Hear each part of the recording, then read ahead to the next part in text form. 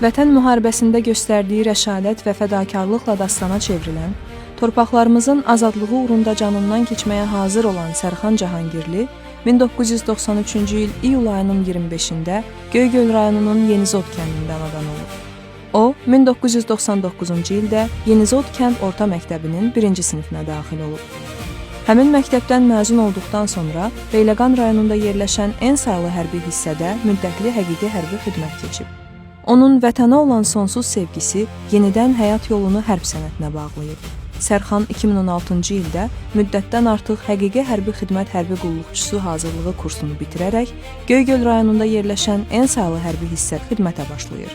İkinci Qarabağ müharibəsində torpaqlarımızın işğaldan azad edilməsi uğrunda gedən döyüş əməliyyatlarında fəal iştirak edən Sərxan, sentyabrın 28-də Murovdağ yüksəkliyi istiqamətində gedən ağır döyüşlərdə yaralanır.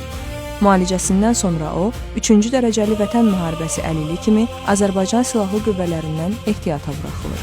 Ailəlidir, bir övladı var.